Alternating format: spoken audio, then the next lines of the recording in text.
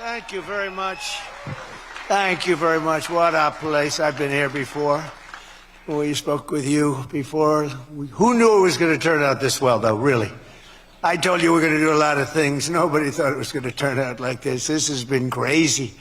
But it's a true honor to be back at the Detroit Economic Club with the businessmen and women who are really the economic engine of America. That's what you are. You've become more of that since I've been in, a lot more. Factories and plants were going to close, and now they're going 24 hours. I just left Bill Ford. He's running his plant, 150 plant, 24 hours a day, round the clock. It wasn't running that way two years ago, I can tell you.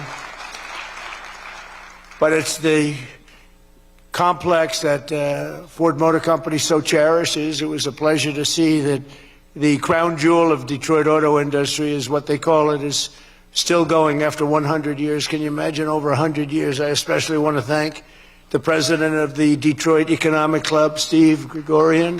Where's Steve? Steve? Where's Steve? Hi, Steve. Nice looking man. Nice looking guy. And board chair Sandy Pierce. Thank you very much, Sandy. Thank you very much.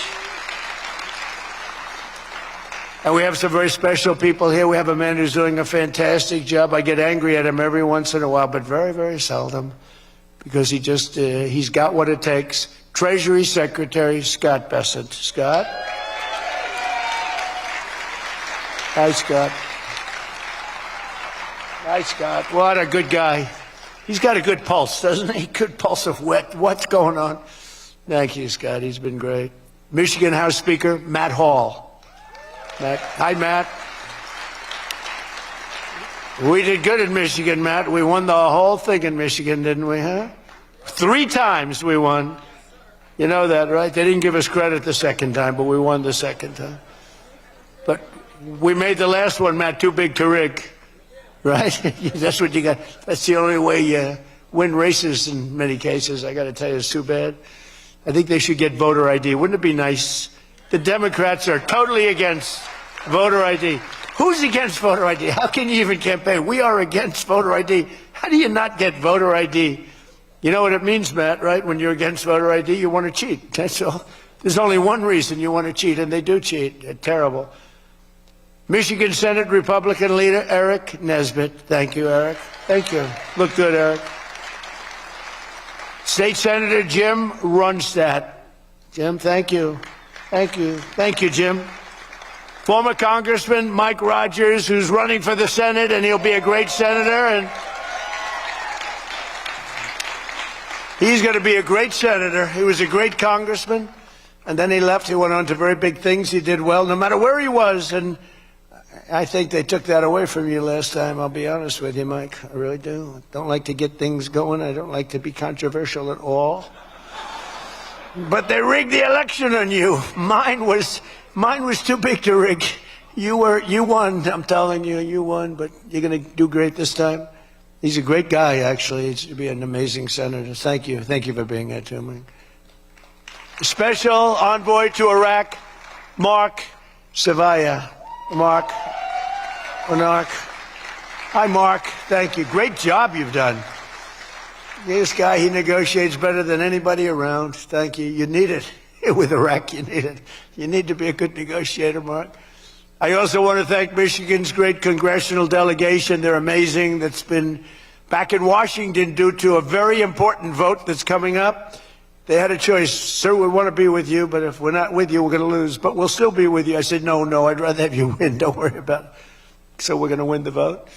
Representatives Lisa McClain, Jack Bergman, John Molinar, Bill Heisinger, Tim Walberg, John James, and Tom Barrett. They're great people, every one of them. And as many of you remember, I came here at the height of the 2024 campaign to lay out my plan to bring jobs and factories and wealth racing back to the United States and coming back to the great state of Michigan. And just a few weeks later, the people of this state and the voters all across the country endorsed that vision in a landslide victory. We won everything. We won all 7 swing states. We won the Electoral College 312 to 226. We won the popular vote by millions and millions of... Oh, it's so nice to win the popular vote. I won the popular vote all 3 times, too, but we're not going to get into that. But the first time they said I didn't win the popular vote, but I won the Electoral College. So they always said, while he didn't win, this is the way I got introduced every time. While he didn't win the popular vote, he won the Electoral College, you know. So this is the way I was introduced for 4 years. And guess what? We said, I'm going back, we're going to win and we won the popular vote by a lot. So they can't say that crap anymore.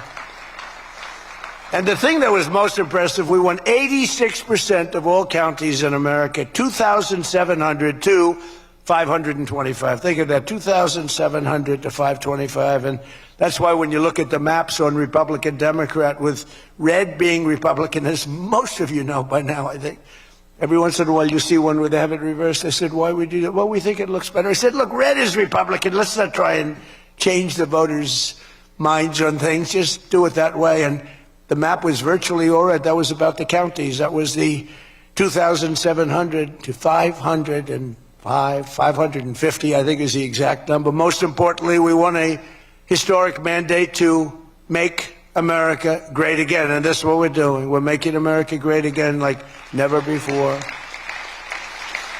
And now, after less than 12 months in office, this is the easiest speech to make. I have great people, and all I'm doing is spewing off what the hell we've done. Even Venezuela wasn't too bad, was it, huh?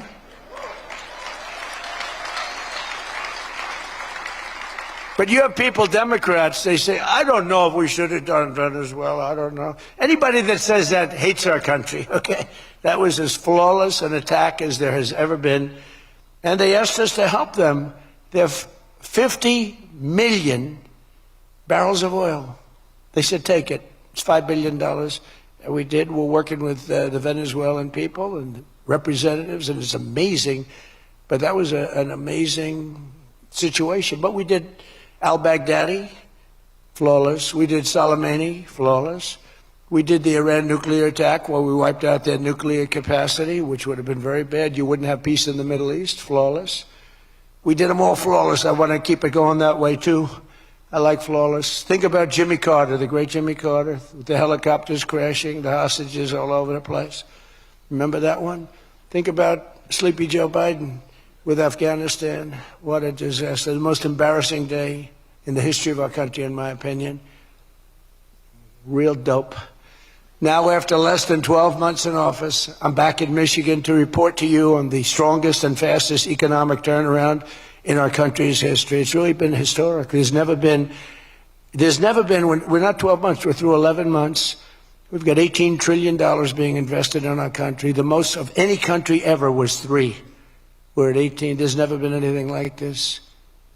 You are so lucky I allow you into this room to even be with me. I'm kidding. I'm kidding. The fake news will say Donald Trump thinks he's hot stuff. Right now I'm feeling pretty good, though, I will say. Oh, you're so lucky to be here.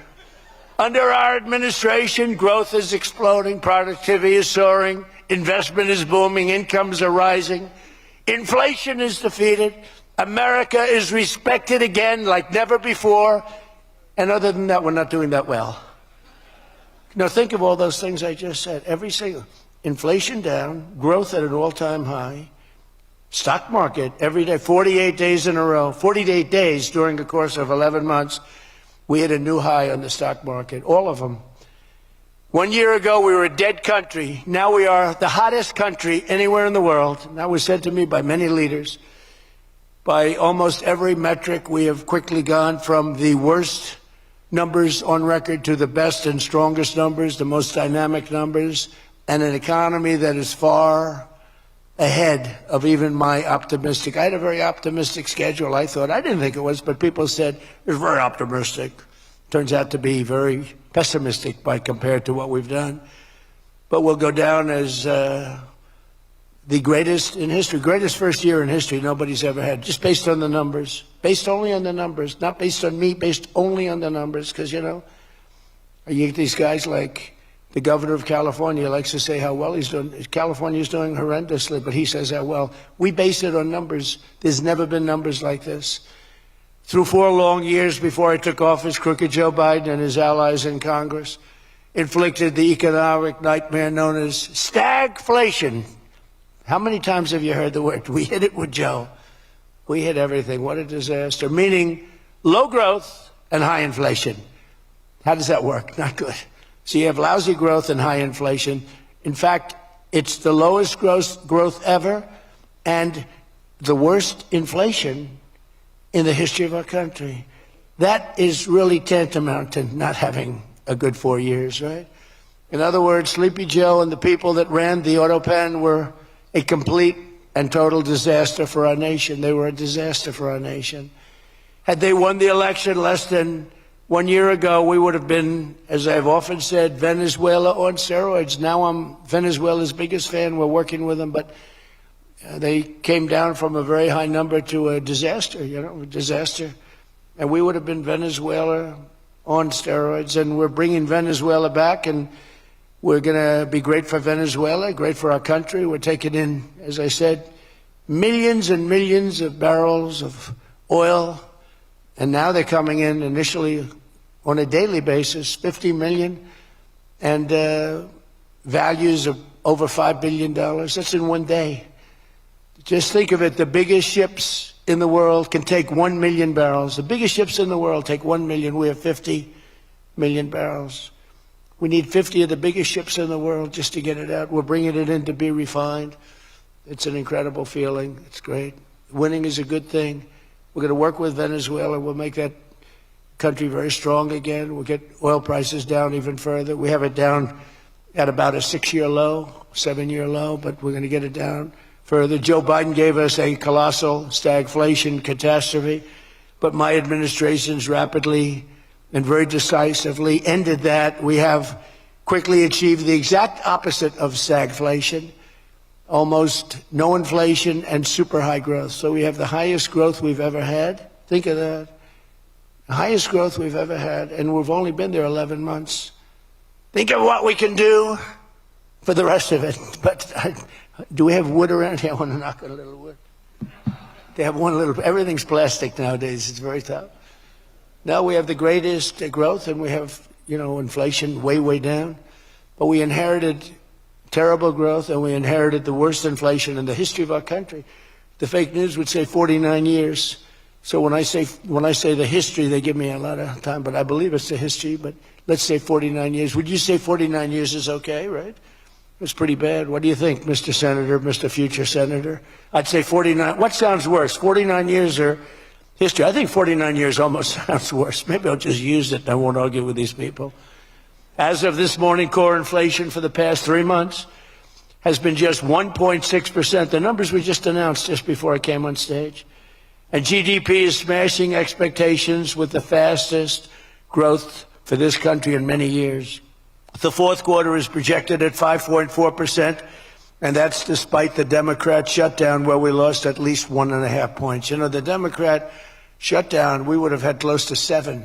Think of that, close to 7 they were projecting to. The fakers were projecting to. And if we keep deregulating and adding more capacity, like I saw today at Ford, and if we don't raise interest rates every time good news is mentioned. In the old days, I'm probably old. I used to be up at these lecterns and I'd say, I'm younger than pretty much everybody in the room. Now I say I'm older than pretty much everybody in the room. I like it the other way better, actually. But you're too young. But in the old days, when you had good numbers, interest rates would go down. When you had good numbers, the market would go through the roof. That's the way we're going to make it again. That's the old-fashioned way. That's the right way. Today, if you announce great numbers, they raise interest rates to try and kill it. So you can never really have the kind of rally you should have. What happens and what we want, we're going to have a lot of great months, a lot of great quarters. I want the market to go up. You announce unbelievable numbers and the market goes down because they know you're going to do everything possible. In the Fed, we have a real stiff in the Fed, but that's for another day.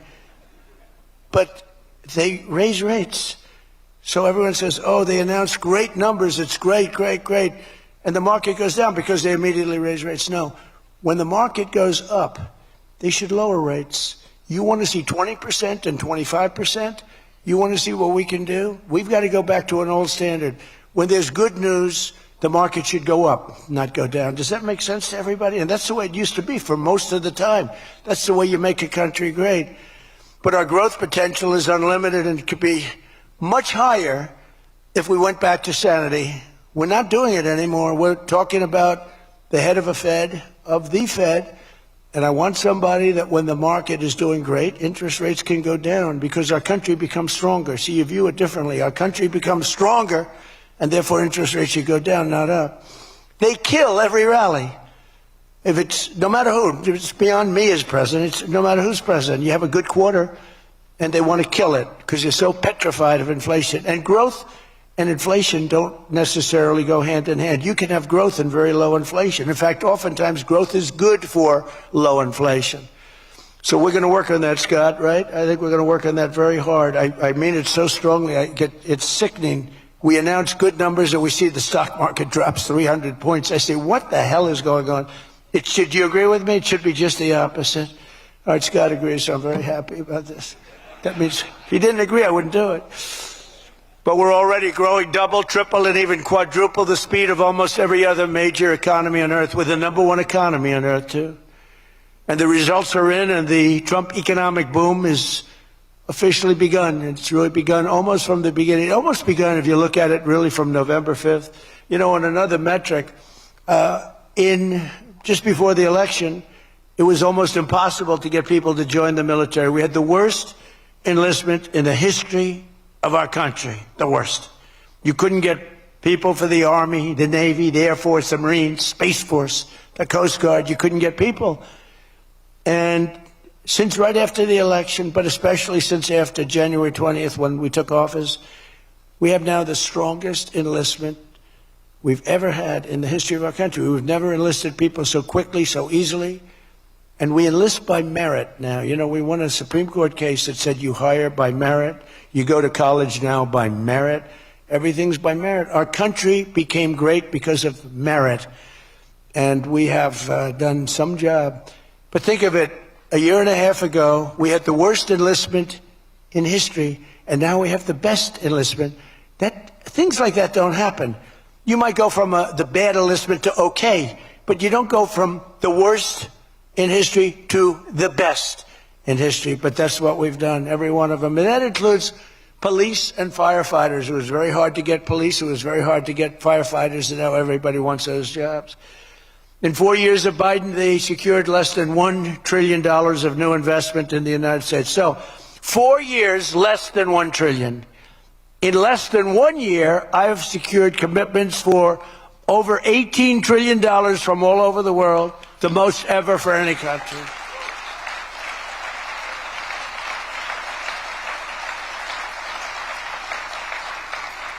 Think of that, though. They did, and I'll tell you what, had she won, it would be a disaster because you were having people leave. You would have not had $1 trillion. You would have had 5 trillion, 10 trillion leaving the country, and your welfare would have doubled. When you look at what's going on in Minnesota, is that a disgrace? Is that a disgrace? But we'll talk about that. Under Biden, we had the highest trade deficit ever recorded, losing more than $1 trillion every single year. How about that? It was killing Michigan, and everywhere else in our country was being absolutely destroyed. But in a matter of months, largely because of tariff income and the election result, we've slashed that gaping trade deficit by, in a short period of time, 62, it just came out, 62%. People are stunned. The fake news back there, look at those cameras rocking and rolling. No, the fake news back there is, they're very upset about it, actually, but they're stunned. They can't believe it. We cut our trade deficit in actually 10 months was when the number came out. We cut it by 62%. It's going to go better than that now. The stock market is now the highest in history since the election. We've set all of those records, and I think an all-time record that's so important to me because so many people have them is boosting 401ks and retirement accounts for millions and millions of Americans, people that are in the police departments, the fire departments, people that are construction workers. A policeman came up to me recently, a nice guy guarding me. He's a perfect guy to guard me. He was a massive guy, big, strong guy. He said, "Sir, you made me look so good in front of my wife. My wife thought I was a horrible investor because every time I invested, we lost money. And we have a 401k, and I'm up like 85%. She thinks I'm Warren Buffett. She thinks I'm brilliant. She's now calling me brilliant. It makes my life much easier. I love my wife much more now. She calls me brilliant every time. I said, don't worry, you're going to do even better for the next 3 years. But one of the biggest reasons for this unbelievable success has been our historic use of tariffs. There was the tariff that made America strong and powerful in past generations, and then we got off it and we went to the income tax system. Great going, fellas. You know, we were the strongest in 1887, relatively speaking. That was around the McKinley time, and Teddy Roosevelt and some others, but we were really strong. It was all tariffs. And I know what happened. Some of these countries got together and they say, hey, convince the United States that it's no good, the tariff system is unfair to us. And so some genius, I know who, I don't want to get into it, but some genius said, oh, let's go to an income tax system. So instead of foreign companies and countries paying everything, the people started paying. And then after that, you had a depression, but that was a long time. That was in like 1913, you had the tariff switched into income tax. And then in and they like to blame tariffs. You ever notice they blame tariffs? No, they brought tariffs back in 1932. They brought them back to try and save the sucker. But it was in 1929, because a lot of people, you know, the anti-tariff people. Now, an anti-tariff person is a pro-Chinese person, like Coke. This guy's fought me in every election I've ever been in, and I've kicked his ass. He inherited a lot of money, and I don't know the gentleman. But he fights me, and then he goes out and says, I made more money with Trump than I ever made in my life. And then he supports these other people that were total losers.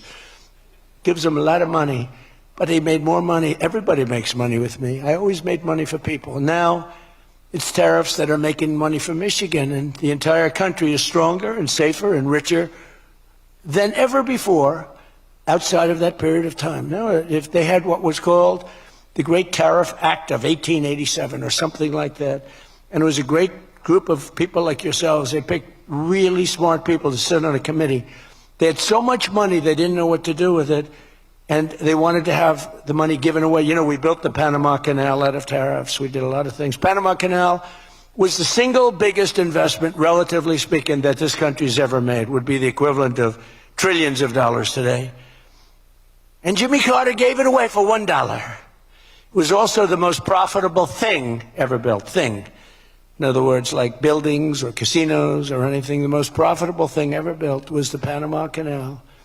And brilliantly, Jimmy Carter thought the country of Panama should have it, even though we lost 36,000 people to the mosquito. You know that, right? To the mosquito and a certain snake, which was not a very nice reptile. This was a brutal reptile. You got bit, it was over. It was just like, bye-bye, everybody. We lost 36,000 people. Malaria, the mosquito, and the snake. And he gave it away for $1. Well, at least we got $1. That's better than most of those guys do. We got $1 for that. Most expensive thing ever built, most profitable thing ever built, too. Makes so much money. Every prediction the critics made about our tariff policy has failed to materialize. The evidence shows overwhelmingly that the tariffs are not paid by American consumers, that they're paid by foreign nations and middlemen. And Scott went over that with us before, and they're paid by middlemen. They raise the thing. Countries get involved. They pay them because otherwise they won't have companies. They won't be viable. And we're the big beneficiary. Once again, the so-called experts were 100% wrong, and Trump was right. People of Michigan were 100% right. You elected the right guy. If you had the other person, everybody, we wouldn't even be having a meeting today, probably. There'd be no meeting. The economic club would be saying, like, man, we're doing bad. It's going to be awfully tough to get people to show up. This is going to be tough, the chairman. This is going to not be a good day for us. We don't want to have, let's cancel the meeting immediately. The Trump tariffs have delivered us trillions of dollars of new investment, unprecedented new partnerships on minerals, rare earths, defense, and artificial intelligence, and historic levels of foreign military sales. You know, you have the Supreme Court now going to rule on whether or not we can use tariffs. Can you believe this? A case brought about by people that are China-centric. foreign-centric, but China-centric. I wouldn't want it if I was China either. You know, China's one of our biggest taxpayers right now. China, would you ever believe you'd hear that? And they've been great. My relationship with President Xi has been great. But we have a group that's foreign-centric, China-centric, suing, and we'll figure something out if we don't win, but we should win. I mean, we should win. So great for national security. I ended 8 wars. Think of that. 8 wars. And without trade and tariffs, you wouldn't have been able to end any of them.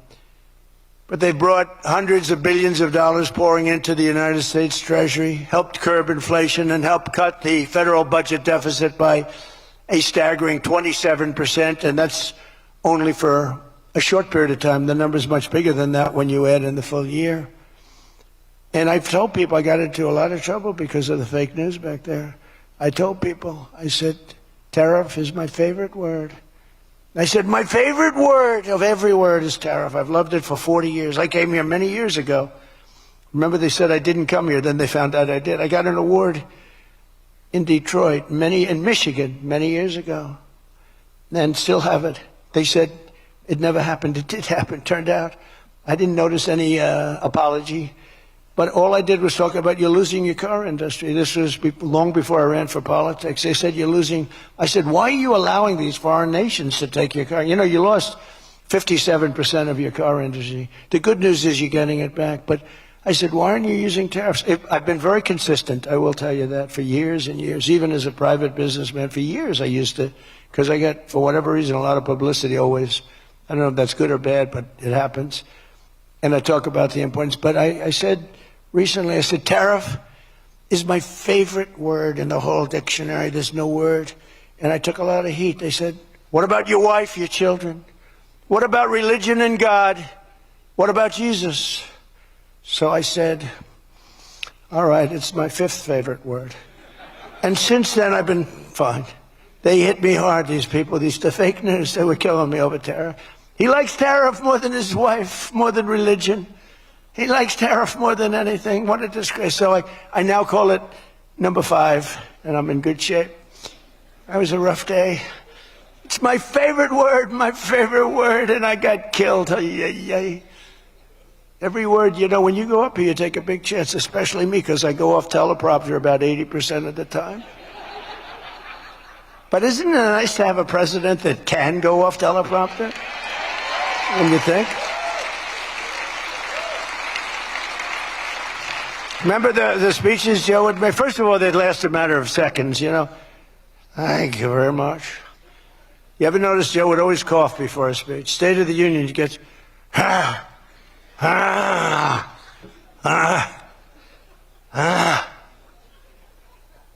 ladies and gentlemen. And then it would be like very short. Although the one time they had him spruced up pretty good, remember, he was high as a kite. He was floating, he was up there way up. That was a bad speech.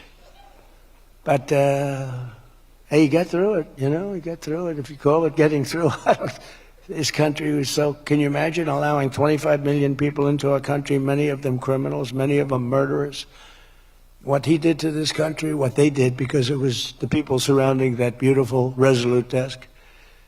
But just as I promised you that I've imposed a 25% tariff on all foreign automobiles, I'm standing up for the American auto worker like no president has ever stood up before. You know, those tariffs are keeping the foreign auto workers. Now, if they want to come in and build a plant and hire you and hire your friends and your neighbors, that's great. I love that. Let China come in, let Japan come in. They are. And they'll be building plants, but they're using our labor. U.S. auto factories are now seeing more than $70 billion of new investment. Think of that. They were leaving. They were all going. They were going in the opposite direction. Now they're pouring back. It's the greatest. Nobody's ever seen anything like it. And much of that money is coming right here to the car-making capital of the world, Detroit. You lost, I mean, so many places. Since I took office, Ford has announced it will invest $5 billion across its Michigan and Kentucky plants, creating 4,000 new jobs. GM is moving production of the Chevy Blazer and Equinox from Mexico right back here to America. Right? Is my favorite auto worker here by any chance? You know who I'm talking? What happens? Where's Brian?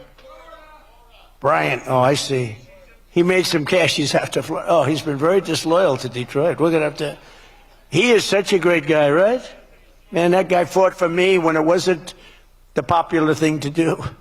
He fought for me from day one. Well, you tell him I said hello to him, all right? That guy, he got it. 4 years ago, he got it, right at the beginning. He understood it better than anybody, better than the great economists. They had no clue. And Stellantis is investing $13 billion to expand its U.S.-based manufacturing plant by more than 50%. Stellantis doing a good job. Never before has an administration achieved such sweeping and dramatic turnarounds as has taken place just in this very short period of time. I mean, you're talking about 11 months. 11 months and you have a different business. 11 months and you're booming. I just spoke to an AI guy, and that's booming too. You know, we're leading China in AI by a lot.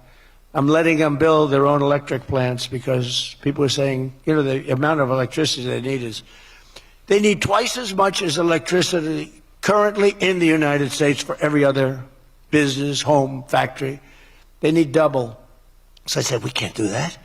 And then I had the idea. When they build these $50 billion plants, I'm going to let them build, and they're already building big electric plants to take care of their plant. And any excess electricity, they'll sell it back to our country. It's an unbelievable, and therefore we're going to build, I think if they really added, you know, you hear how much, and I have great respect for China, but you hear they're building a lot of electricity, but we are too. But we're having it built privately. They're going to own their own electric. They're becoming their own electricity producer. And when they heard this idea, they thought it was great, but they didn't take it seriously because they said it's too good to be true. But then they realized that I was serious. They were getting them 2- and 3-week approvals. They don't have to wait for 20 years before they get rejected. You know, in the old days, they had to wait for 20 years, and then they get rejected at the end of 20 years. Guys would give up their whole career trying to get one approval, and then they get rejected. In every aspect of our agenda, we're putting America first, and nothing will stand in our way. Nothing's going to stand in our way, nothing. So one of our top priorities of this mission is promoting greater affordability. Now, that's a word used by the Democrats. They're the ones that cause the problem. The one thing, they stick together. They don't have some of the people that we have. I don't know, it's a genetic thing. It's something in the blood. We got some real losers, mostly great. But I wouldn't use the name Romney because I'm in his sort of territory, so I would never use that name. But all right, I'll use it. They don't have a Mitt Romney that votes against everything. They don't have a Rand Paul that votes against everything. I got him elected twice. He was a stone-cold loser. I went to Kentucky where I won by a lot. I did a rally for him. Then I did another rally. He won. Then I went the second time. He won. Then he votes against all the time. It's just crazy. I don't get it. Then you have Lisa Murkowski and you have Susan Collins. Disasters. And you had a gentleman from Indiana that I don't believe it, Todd Young, he voted against. And you say, why are you voting against? They can't give you an answer. They're unable to give you an answer. It's like, why are they against the attack on Venezuela? They're against the attack after they found out it was the most successful attack, probably the most talented, most brilliant tactically attack that we've had maybe in 100 years. And they're against it. Why? It's one thing if the attack failed. I'd probably do that too. A change. I'd be in favor. Then if it failed, I'd say, I told them not to do it. That's what they do. But here we have one of the most successful attacks ever. And they find a way to be against it. It's pretty amazing. But it's a shame. And we have some others, but not many. We have a great party, but we have people, the Democrats, whether you like them or not, they stick together like glue. They have horrible policy. Thank God they have horrible policy. Because they're smart, they're evil, they're vicious, but they have bad policy. For instance, you could be a genius and try selling men playing in women's sport. You could be a genius, try selling transgender for everybody, open borders, let the world come in, let the world's prison population come into the United States, including all of the murders, 11,888. That's what we're trying to get out of Chicago and Minnesota and these places. So they stick together, which I admire because I'm a very loyal person, but they have horrible policy. Can you imagine if they had good policy? They were on this morning talking all the reasons that men should be playing in women's sports. They had a football guy there, flag football.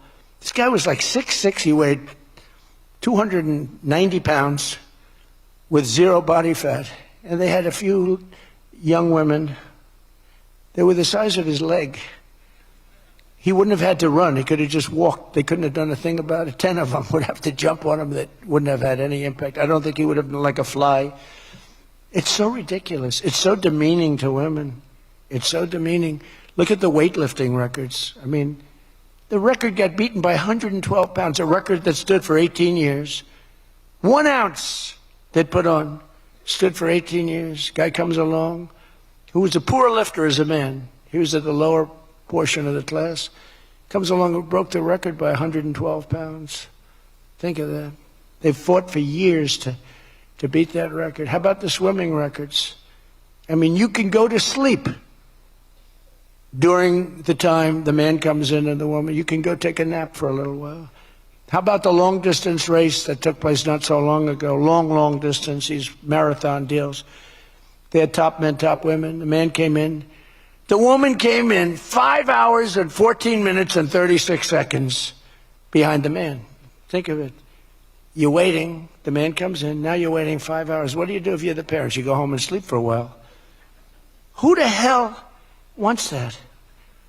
It's so demeaning to women and who are great athletes. It's so demeaning to them. And it's right now in the Supreme Court. I can't believe it would even go to the Supreme Court. I mean, could you imagine 20 years ago talking about men playing in women's sports? They'd think you're crazy. Or transgender for everybody.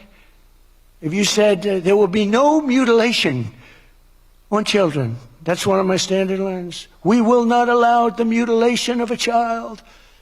Can you imagine having to say that 15 years ago? People would say, is that guy crazy?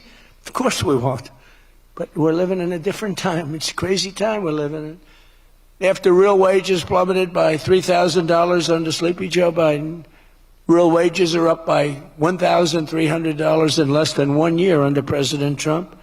For construction workers, wages are up $1,800. Don't forget, they were down $3,000. Factory workers over $2,000, and for many other workers, over $5,000. And I just gave the military, because we're doing so well, we're taking in so much money with the tariffs, I just gave them $1,776. You saw that, right? Did you see that? They had 75, and I said, you know, if you had one more dollar, $17.76. They said, that was a good idea. We could afford one more dollar. We gave them $17.76. Meanwhile, grocery prices are starting to go rapidly down. Rent is down. Airfares are down. Hotel rates are down. Cell phone prices are down. And we're just getting started. But more importantly than going down, our growth is through the roof. It's way up. Among my first acts in office was to end the radical left war on oil and gas and stop the crusade to kill American energy, and frankly, to open up cars so that you don't have to have an electric car. I love electric cars. I think they're great. I like Elon a lot. I don't think he was too happy with my policy of opening it up, and I can understand that. But I've been saying it for 4 years. They wanted everybody to have an electric car in a very short period of time. There was no way to build the stations. There was no way to get it done. I want you to have gasoline-powered cars. I want you to have electric. I want you to have hybrids. I want you to have everything. Hydrogen, I don't know about. I'm hearing it's not testing so well. It's fine, except when there's an explosion, you're a goner. Now, have you heard that with hydrogen? One guy is trying to sell hydrogen, and I say, yeah, but, sir, that only happens 1 in 100. Oh, great. When it happens, they find the body like 300 yards down the road. So I said, I'll pass on hydrogen. Maybe there's something I don't know about, but is anybody in the hydrogen car business? Gasoline is now under $2.50 a gallon in 17 states and under $2 in many places. We have some states it's $1.95, $1.99, $1.97. As we speak, these are gas stations, and think of that. We have gas stations in the Detroit area where you can fill up for less than $2.30 a gallon, whereas 2 years ago it was $4.50, and in many places it was way over $5. Think of that, $2.30. You see it. That's like a massive tax cut, which we gave you under the great big beautiful bill, by the way. No tax on tips, no tax on Social Security, no tax on overtime.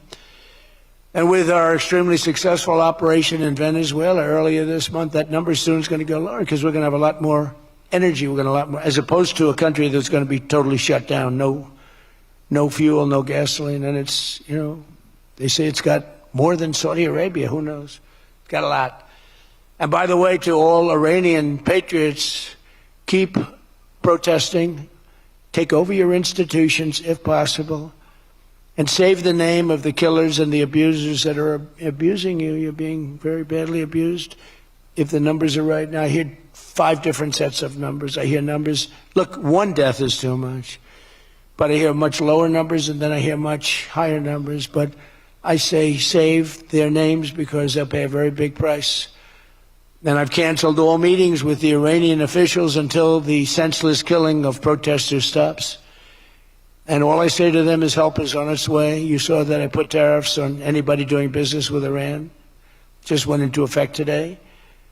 And I say make Iran great again. You know, it was a great country until these monsters came in and took it over. And it's all very fragile. It would have happened to us, I'm telling you. If I didn't win this election, it would have happened to us. In the coming weeks, I will be laying out even more plans to help bring back affordability. And again, remember, that's a fake word by Democrats. Prices were too high. They caused the high price. They never want to talk about affordability. They always go, this is an election about affordability. I say, they caused it. But they're good at that stuff. They're good at that stuff. They're fake. And they're good at that stuff. It's an election about high prices that was caused by the Democrats and that I brought down a lot. And remember, when you see energy coming down like I brought it down, and gasoline coming down, that brings everything else down. It's so much bigger than any other factor. When gasoline gets to be $1.99 a gallon, everything comes down. The donuts come down, the truck that delivers the donuts, the stove that makes the donuts, the whole thing, it all comes down. And it's coming down much faster than anybody can even believe. And remember, though, I always say, because here normally when that goes down, the world comes down. That's the bad way of bringing it down. Our growth is through the roof. So I always want to say that whenever I say prices are coming down, but our growth is going way up. 2 beautiful events, the exact opposite of the Biden administration. As part of those efforts at Davos next week, I'm going to provide much more detail about our housing policies so that every American who wants to own a home will be able to afford one. We have some great things happening with housing, as you know. You saw the $200 billion buy-in on bonds and mortgages. This will include a ban on large institutional investors buying up single-family homes all over the country and making it impossible for people to buy a home. And I've also announced that the U.S. government is purchasing $200 billion of mortgage bonds to bring down mortgage rates, and it's had a huge impact. It's already started. And just last week, the average 30-year mortgage dropped below 6% for the first time in many years. It's coming down very rapidly, and that's not with the help of the Fed. If I had the help of the Fed, it would be easier. But that jerk will be gone soon. In addition, I proudly called for the credit card companies to cap interest rates at 10% for 1 year because they're getting 28 and 30% and 32%. And it's unfair. The rates are way too high. To provide further relief to hardworking Americans, we'll also be confronting one of the biggest factors in driving up prices, the monstrosity known as the Unaffordable Care Act. You know what that is, right? It's Obamacare. It's a great name, Unaffordable Care Act. Nope. Did anybody ever think of that one before? It's true. It's the Unaffordable Care Act. Obamacare was a gift to make health insurance companies rich at the expense of the American people. In particular, the so-called enhanced premium tax credits were a corrupt payoff to the insurers, whose stock prices went up more than 1,000% after Obamacare was signed. I want the same money I want it to go directly, very simple. I want the money, those big amounts of money paid for by the government, to go directly to the people so they can buy the health care that's right for them. They can negotiate their own deal, health care savings account, but they'll buy their own health care. And everybody loves it. That's why later this week, I'll announce our healthcare affordability framework that will reduce premiums for millions of lower drug prices, delivering price transparency and demand honesty and accountability from insurance companies all over the country, all over the world, actually. Healthcare costs will come down very fast with my most favored nation executive order. We're doing most favored nation drug prices. When we would have drug prices stay the same, everybody thought it was great. They're going to be coming down thousands of percents. We're standing up to special interests and slashing prescription drug prices by 300, 400, 500, and even 600% and more. I mean, think of that. On that alone, we should win the midterms in a landslide. I'm doing favored nations. The country that pays the lowest price in the world is the price that we're going to pay. And we got that because of tariffs, because I said to the countries they wouldn't approve it. The drug companies were tough, but they were fine. But they said the countries will never do it because you have a pill that sells for $10, you have to sell it for 20 or 30, so you'd have to double or triple the price of their health care there for prescription drugs. Ours would come down from $130 to $20. Theirs would go from 10 to 20, the world being a bigger place. And it was unbelievable, but the countries wouldn't do it. So I called the countries. I said, if you don't do it, then I'm going to put a tariff on you. And the tariff's going to be 20 times more than the cost that you're having to pay for fair health care. And every one of them said, sir, we agree with you 100%. We would be honored to do it. It was really rather amazing. We could never do it. So think of that. You have most favored drug prices. Your drug prices are going to go down like from $100 to $10. Nobody can believe it. And we can't get the fake news to write about it. It's the biggest thing to happen in medicine. It's the biggest thing to happen in healthcare. And I cannot get the New York Times, I cannot get anybody to write about it. When we got it done and we announced it, it was on a page way in the back of the New York Times. Same with others. They don't want to talk about it. You know why? Because it's so good. It's the biggest thing to happen. Over the past 12 months, almost every promise I made to you right here in 2024 has been kept. I've kept all my promises and much more. I mean, I've given you much more than I gave you promises, and I produced much more than I said I was going to produce. I gave you the largest tax cuts in American history, cutting taxes across the board in the great, big, beautiful bill. And as I told you, I mean, who would have gotten you no tax on tips, as I said before. No tax, I say it over and over again, no tax on overtime, no tax on Social Security for our seniors.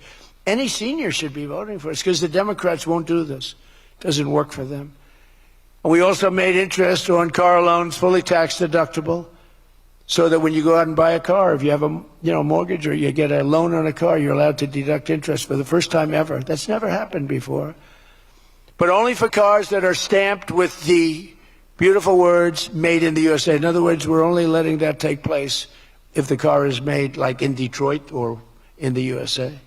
Our tax cuts also provided 100% bonus depreciation on all new equipment and capital investments, meaning that for any manufacturer looking to bring production back to America, you can write it all off, everything.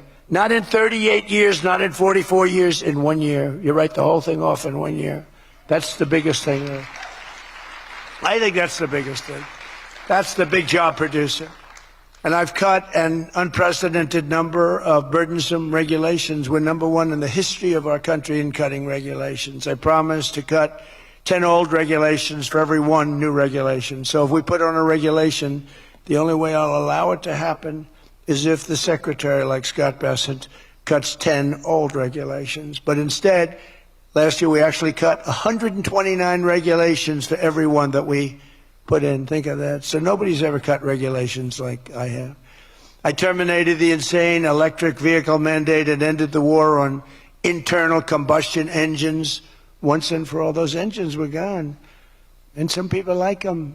And if they like them, great. And if they like electric, if they like any form of propulsion, any way you want to propel your car is okay, except for a couple of them, as I discussed. I permanently stopped Joe Biden's ridiculous CAFE standards. You know what the CAFE standards are? They're standards that make it impossible for you to build a car affordably. They make it impossible for a car to really work right. The CAFE standards sound so nice. The CAFE standards, it's environmental standards that are impossible to meet. And we're canceling the EPA's absurd tailpipe emission standard, one of the worst ever. And I revoked the California emissions waiver to stop San Francisco communists from regulating automobiles all over our nation, all over our world. Boy, I have done so much for the car industry. It's crazy. Nobody thought it was possible to do this. And that's why your industry, and not everybody's in the car industry. How many people are in the car industry in this room, in one way or another? That's a lot, relatively. That's not bad. Another urgent priority for bringing down the cost of living is to stop the colossal fraud that is bleeding American taxpayers absolutely dry. The fraud being committed by the Somali population in Minnesota. Have you heard of them? They're lovely people. Is monumental. And California, Illinois, New York, and others are just as bad. Our country has been losing over $500 billion to fraud every single year, but those days are over. We have the best group you've ever seen assembled going after fraud. In Minnesota, we're cracking down on the Somali scams, ending the brazen and shameless theft of taxpayer dollars. Well, it's going on in Maine, too, with Somalis. You know, and they don't take our ships anymore. You know why? We hit them with the same missile that we used to hit the drug dealers coming in with the boats. You know, we have drugs coming in by sea down 97%. You've seen that? 97%. And we're trying we're really trying hard to find out who the hell is the other 3%.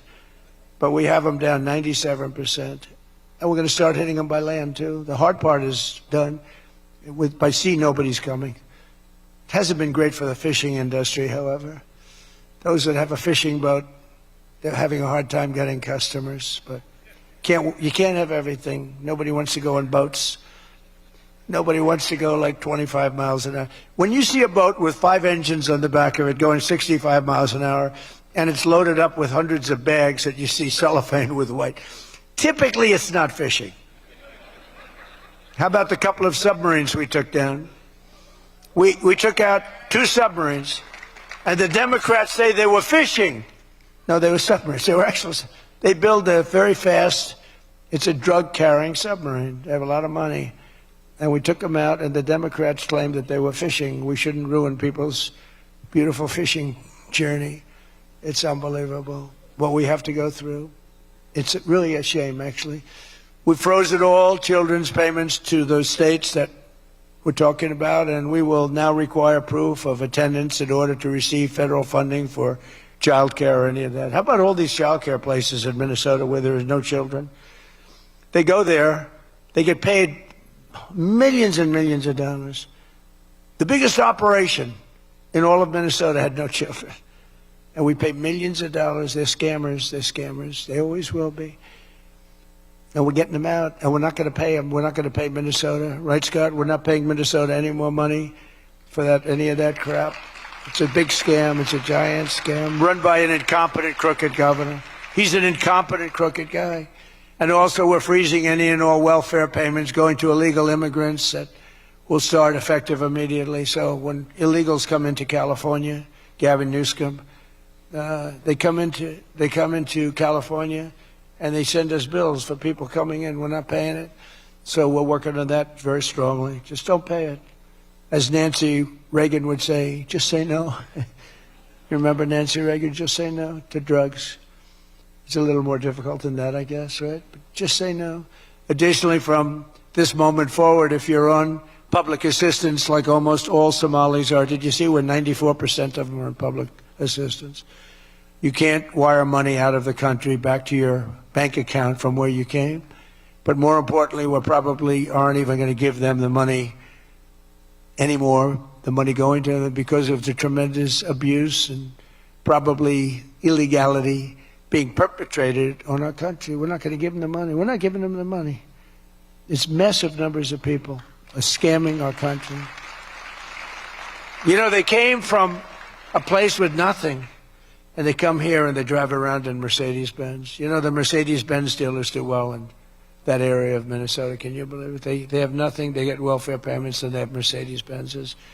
It angers me so much, but we're going to straighten out our country. This was done under Biden and Obama, very much under Obama. It all started under Obama. And we just can't. We've got a great country. We're not going to screw it up. But this was one of the great scams ever. They have the same thing, Somali in Maine. Who would think? I never saw that happening. But in Maine, it's really crooked as hell, too. But it's not just Somali. It is them, but it's not just. There are many other places, many other people. The whole country, if we stop this fraud, this massive fraud, we're going to have a balanced budget. That's how much money you're talking. We'll have a balanced budget without all the growth I'm talking about. And then you add the growth, we got one hell of a country. We're giving 90-day notices to places like California, Scott. Right away, we're going to send out that notice. Who would bill the federal government as people poured into the state to send those people back because no country can afford to do it? No country can afford to take in millions of people, pay for their education, their health care, their hospitals. You just can't do it. And we all have a heart. You can't do it. But many of those people are murderers. They're people released from jails, prisons, mental institutions, insane asylums. They're people that are drug dealers. They're addicts. Additionally, starting February 1st, we're not making any payments to sanctuary cities or states having sanctuary cities because they do everything possible to protect criminals at the expense of American citizens, and it breeds fraud and crime and all of the other problems that come. So we're not making any payment to anybody that supports sanctuary cities.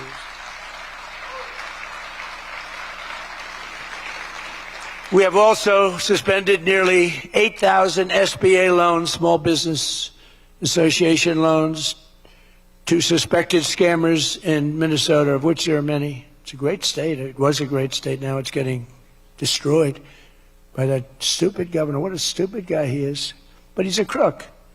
I mean, he's an incompetent guy, but he's a crook. He allowed this to go. You can't have corruption on a scale that nobody's ever seen before, and you're sitting as a governor and you don't know what's going on. It's impossible, even though he's a stupid guy. We're investigating large-scale visa fraud, and the Department of Justice has already charged nearly 100 people in criminal conspiracies in Minnesota. They're all over the place. Last week we announced that I'm creating a brand new division at the Department of Justice, a legal strike force led by a really tough, smart new Attorney General for fraud. He's a fantastic young guy. He's so impassioned to do this properly. We intend to imprison any fraudster, politician, or public official involved in these sick plots to loot and pillage our country. Think of that Ilan Omar. She lives in Somalia. They don't have a government. They don't have a military. They don't have police. They don't have anything. All they have is murder and robbing ships, bringing in ships, pirates. That's stopped. Same missile, ping. That's the end of them. It's amazing how that can stop corruption. Those missiles, they never miss, you know. The same one, exactly the same one. But think of it, she comes from a country with nothing, and she comes here and she tells us about our Constitution. I have a constitutional right to rip off the country. I guess she's a total scam artist. Anybody knows it. How do you let her get away with it? AOC +3. She was one of the three. They're all scammers. They're so bad for our country. They're so bad for our country. Our ICE operation in Minnesota, for example, is finding hundreds of killers, violent predators, and child rapists, some of the worst criminal offenders anywhere in the world, murderers all over the place. All we want to do is get them out. Did you see the pictures that we put up? Hundreds of them.